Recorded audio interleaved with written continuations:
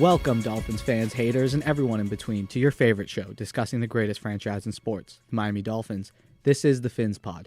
My name is Moose, your host, and today we're going to talk about the Dolphins' biggest game of the season. The greatest quarterback of my relatively short lifetime will be coming into Hard Rock Stadium to take on Miami. Nobody thinks the Phins stand a chance. Are they wrong? We'll get into that, as well as what the Dolphins have to do in order to compete with the defending Super Bowl champs. We're going to discuss that, and as always, take a quick look at the latest stories published over at PhinsPod.com. Let's dive in.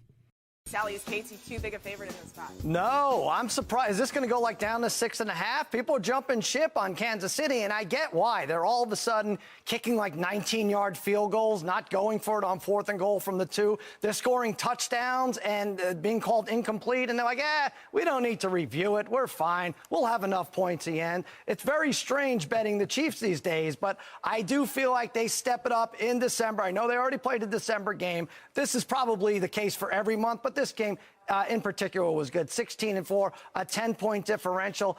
I think Mahomes wants to make a statement here against Tua. Show him, okay, youngster, you're coming in the league. You better score 35 to beat us. I feel like they have a 34-16 game in them, and it's this one. What's Kansas City's weakness? Against the run, 27th in the league. I'm not that worried about Myles Gaskin, especially when Miami's going to have to come from behind. I like Kansas City big here. Before we jump into the nitty-gritty details of what I think the Dolphins have to do in order to stand a chance this weekend, let's take a macroscopic view of what it is we're actually talking about right now. The Dolphins are facing the 11-1 Chiefs. At the start of the season, most everyone had circled this as a loss, and why wouldn't they? The Dolphins are building something, but it's early in the life cycle of the program, and the Chiefs are well established as one of the most dominant teams in the league, if not the most dominant team, and in my opinion, one of the most dominant dynasties that we're going to see over the next few years. There's definitely a few more Super Bowls left there.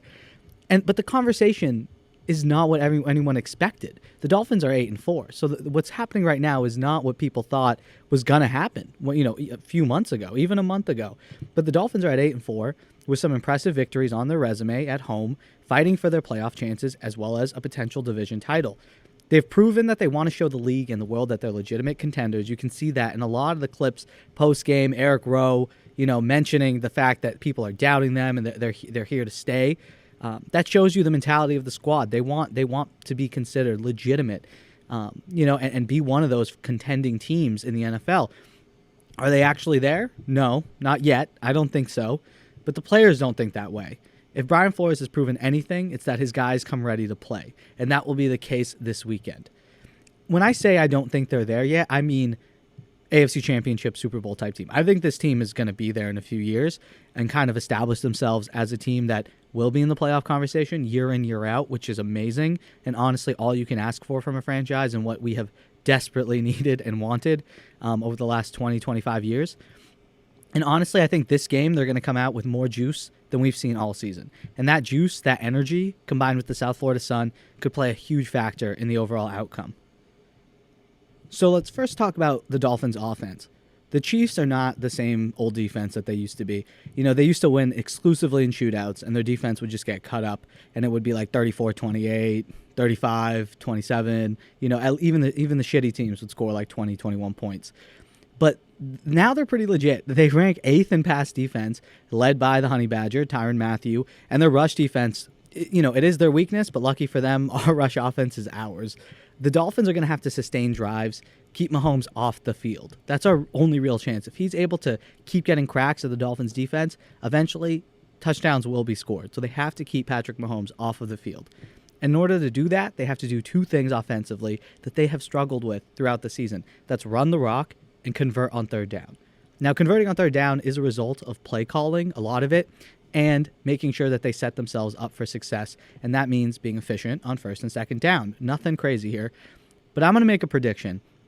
I think we're going to see the Dolphins unleash Tua as a runner this Sunday, and this is the game to pull out all the stops. I mean, why hold anything back? It's who are you hiding things for if not for the defending Super Bowl champs? So when I say unleash Tua as a runner, I mean, I expect the Dolphins to actually use the read option. We've seen it sprinkled in here and there, specifically in Arizona. He had that run to the left side for about 5-6 yards. But I expect the team to open up the game, showing it to Kansas City's defense in order to add a little wrinkle, kind of something new that Miami's going to establish as something in the game that they're going to go to. And if Tua pulls the ball and is able to run, even for a 3 to 5 yard gain, it's going to help the entirety of the offense. It's going to help the run pass option, the RPOs, because now the defense has to assess not only whether Tua is going to give the ball to the back or, make a quick throw out to a slant or an out from a receiver, but now they have to account for him holding it and running it. That's going to freeze the linebackers a little bit more, especially if he finds success early in the game. And in turn, that's also going to help the running game because it forces those defenses to that defense to hesitate. So, if they have to consider, wait, he might throw it to the outside, wait, Tua might take it and run. Well, now you hand the ball up and Myles Gaskin is able to get a chunk. And I think the reason Miami's kind of avoided to do this, because, I'm making it sound so great, like, well, why don't we do the read option all the time? I think it was in order to protect Tua. And that makes sense. I mean, they haven't really needed to go to it. I mean, he's 4-1 as a starter. And when he was banged up, in the loss to Denver, so why would you pull out a play that's designed to have the quarterback get smacked at the end of it if he's unable to get down? So I do think that this is a great game to pull it out because remember, in college, Tua was a mobile guy. He did run the ball, convert third downs with his legs. I think he's going to have to do things like that.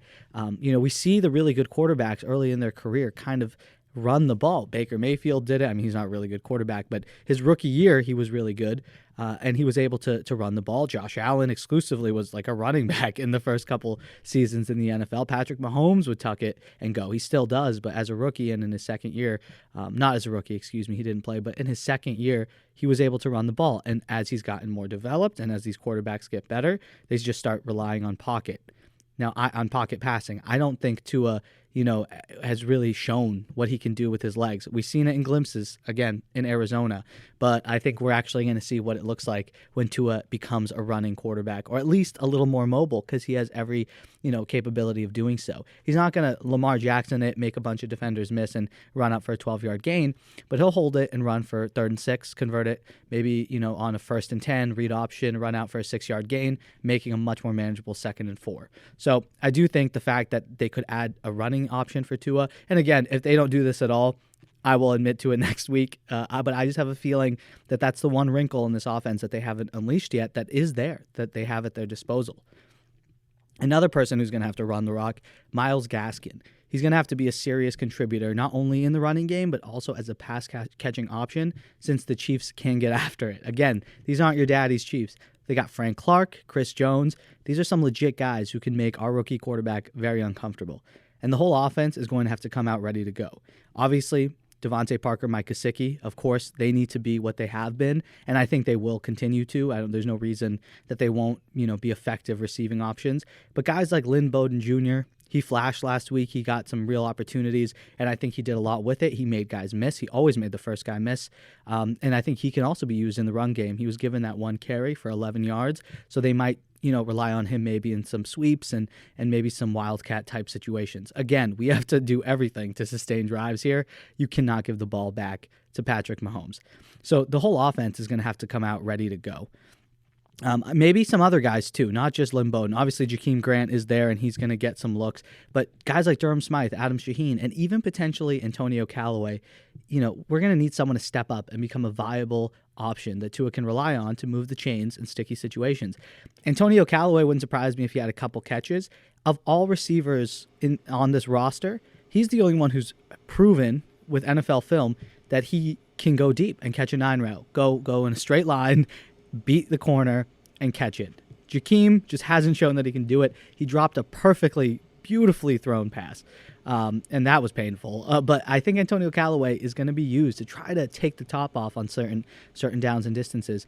But we'll see. They might try to keep things simple in order to move the offense, but if Miami's in the need to start stretching out the offense and they need to score some points, expect number 16 to pop up on the field. And if the Dolphins' offense comes out slow or struggles to move up and down the field, then it could be a long, long day in Miami. The real challenge of this matchup, of this game, is going to be for our defense. And look, I'm not saying anything revelatory there. The Chiefs can kill you in so many different ways. Tyreek Hill over the top, Travis Kelce over the middle of the field or in the seam, Sammy Watkins on the outside, on the comebacks, on the out routes, Mecole Hardman in the quick screen game or the quick pitches, and honestly in the running game too, as well as Le'Veon Bell out of the backfield. The Dolphins are in for a physical Sunday afternoon, a lot of running. The good news is that Miami's defense is by far the best attribute of the 2020 Dolphins. Strength on strength. Brian Flores has extensive experience going against Patrick Mahomes in his time in New England as a defensive coordinator. So this is not his first rodeo, and that's going to be very helpful. We saw what Flo going against guys he's already played and has had success against looks like when Miami smothered Jared Goff and the Rams. The big difference is the Chiefs are leagues better offensively than LA is. So even though Miami was able to shut down Jared Goff, similar to how the Patriots have at least had some success in limiting Patrick Mahomes in the past, I don't think that's going to be replicated. But I think they're going to make things tough for him. I don't expect to see a bunch of chunk plays. Maybe if the Dolphins are able to take a lead and the Chiefs are kind of making that second half rally, we'll see it. But I think at the start of the game, I don't expect to see a lot of chunk plays. I think Miami's going to sort of force them to dink and dunk down the field, and then they'll tighten up in the red zone. So even though Mahomes is one of the best quarterbacks against the blitz this season, I still want to see Miami be aggressive. I mean, we have the corners to do it, and arguably the best secondary that the Chiefs have faced this season. I think it's pretty, not arguable, I think it's pretty clear. You have to trust your best players, and that's Xavier Howard. And frankly, Byron Jones has been playing very well. He doesn't get the love that he deserves because his name's never mentioned. There's a reason for that. It's because he's shutting his guy down. So you have to trust your best players, and you have to assign them roles, specific roles in a game plan, and you know that's what Brian Flores is going to do.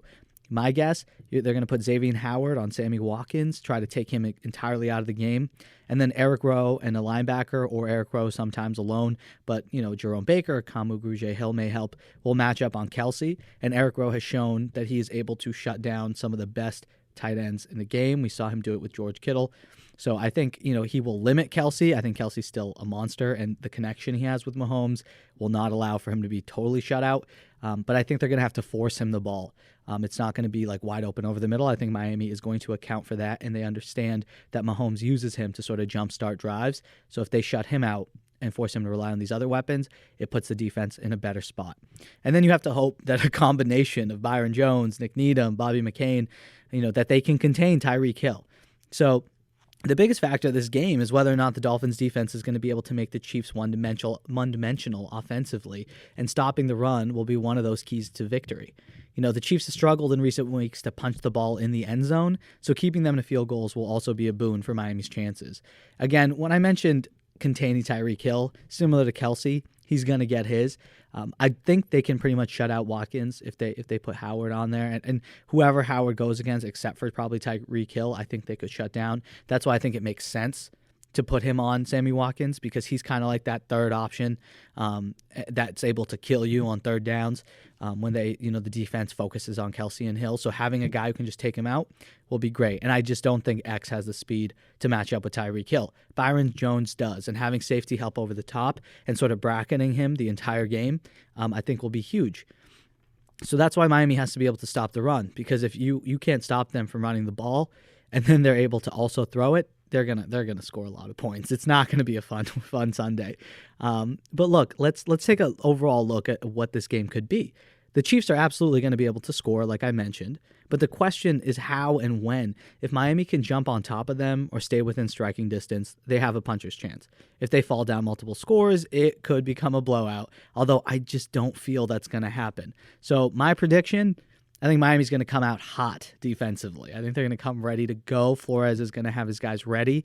They're going to come out with a chip on their shoulder, something to prove, and the Chiefs won't score more than 10 points in the first half. And the defense will be solid for the first half, but then the Chiefs will make the necessary adjustments in the second half and begin shredding the Dolphins defense. Whether or not Miami continues to hold on to the lead that they maintain, whether it be 2 points, 3 points, 14 points, whatever it is, that's entirely dependent on Tua and the Dolphins offense. If Tagovailoa is what we hope he can be, what we expect him to be, then we should see something this weekend. I do believe that. And I think the great ones show it when it matters. So I do expect to see something. Similar to Arizona, when he's going up against another really good quarterback, he needs to score to keep pace, and he knows that. Chan Gailey knows that. Brian Flores knows that. So they're going to open things up. And I'm going to predict a Miami Dolphins victory. And I know, I'm crazy. Lock me up, put me in an asylum, but I swear to God, the Dolphins will come out on top of Kansas City, 30-26. What do you think? Am I a psycho?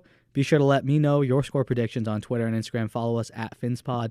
Reach out to me. Let me know what you guys will think is going to happen this weekend. This is big. I can't wait. It's really big.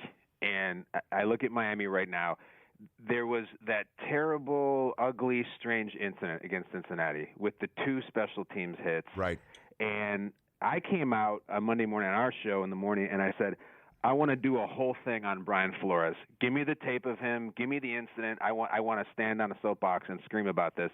I was discouraged from doing that due to sensitivity with the extracurriculars, and I appreciate that why. However, Brian Flores, I think, won so much more love and loyalty from the Dolphins locker room that he already had before that. If you have your head coach, actually standing in the middle of the field looking for a piece of someone. Look, there's a few coaches in the league who would do that.